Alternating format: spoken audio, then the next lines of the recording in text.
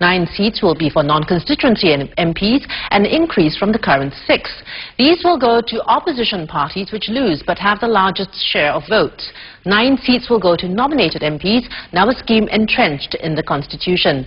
The ruling People's Action Party moved the changes because it says these changes are for the good for Singapore, as Singapore needs a government with a clear, strong majority that can provide good governance in the long-term interests of Singaporeans.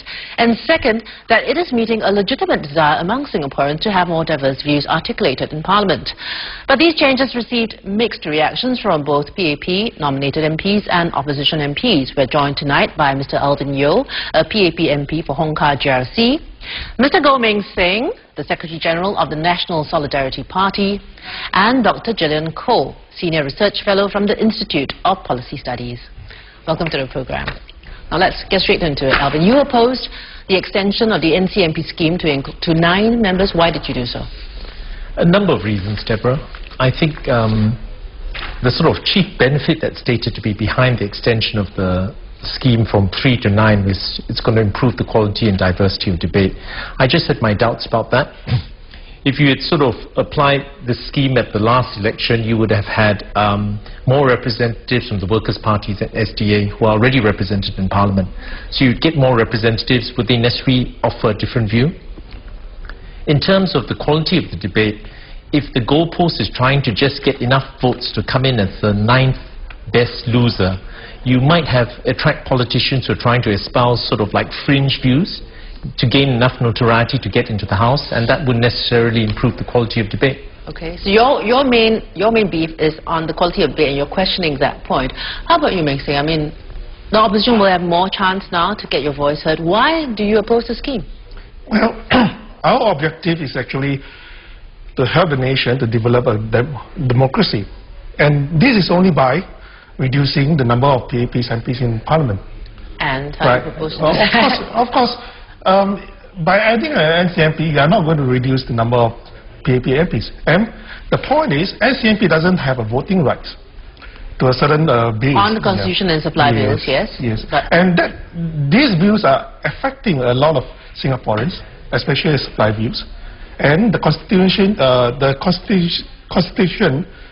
which will affect the whole series of... But you can still introduce legislation and so on. So what is your main opposition to the fact that the NCMP scheme will be extended? Or are you totally against the NCMP scheme? No, we are neutral on NCMP. Okay. It does have its place. Right. I think it is a agenda or a PAP to use it to tell the voters, look, you can have your cake and eat it. Okay, this was the argument. Yeah, right. So he says that you can vote for us and you still can have opposition to work for you to bring your voice in, but that is not the point. Okay, so you're questioning the motivation behind the extension of the scheme, saying that you basically do not believe the point that they would like to have more diverse views in Parliament. Gillian, what is your take? Do you think this will really allow for better debate in the House? Well, my take is firstly that when we did our poll after the last election, amongst the number of issues that people voted on, efficient government, fairness of government policy, that one of the 2 top issues among that list is having a greater opposition voice, alternative voices in Parliament, and also a check and balance system going on in Parliament. So I think for people out there, mostly, I think they would want that diverse view.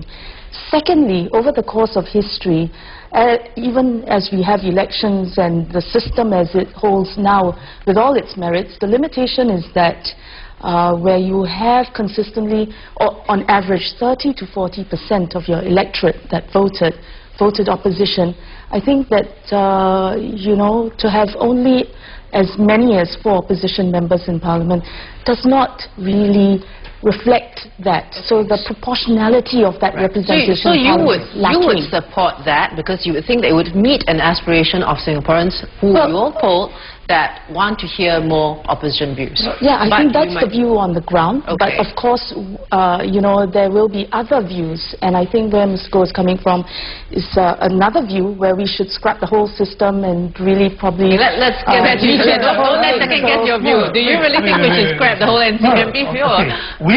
Our position is to scrap the whole NCMP scheme. Okay. Right? And the GRC system, without a proportional representation system, is the root of the problem that we do not have a Okay, so you think the GRC system is something that shouldn't work? You oppose the GRC system, in other words?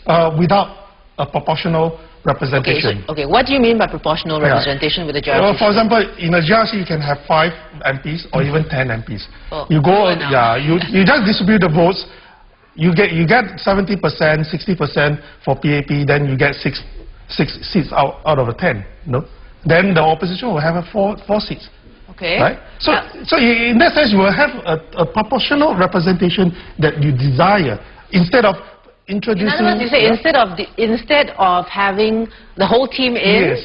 Correct. Based on percentage of votes, you allocate out between the two parties. Yes, between the two parties. Alvin, what is your view on?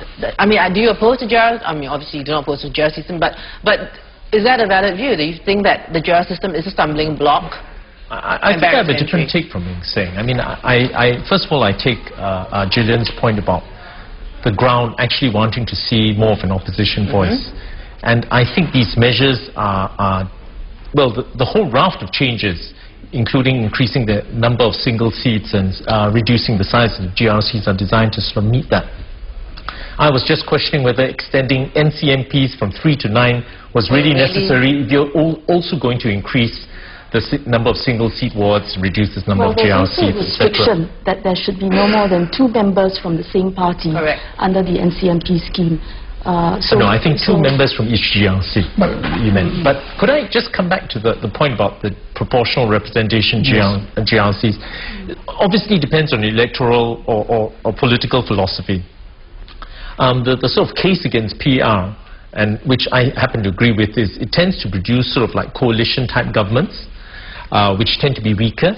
You also have people, as I said, instead of trying to win a majority, which means you've got to come up with policies or plans to win over, to try and persuade the majority of people to support you, you might just, as I said, appeal to fringe views. If you get 30%, you get 30% of the seats. Now, is that the sort of thing... I object to that view. Whether you want to sort of go that way. Okay. Because precisely you need a coalition government. You will have to go through a process of consultation, consensus building.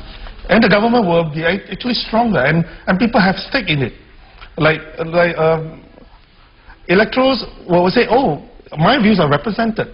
And it will be more pluralistic. Okay, we have to go for a break right now. Let's come back on the break and pick up that point on GRCs and NPR. When we come back, we'll be having more non-constituency MPs improve the quality of debates. Don't go away.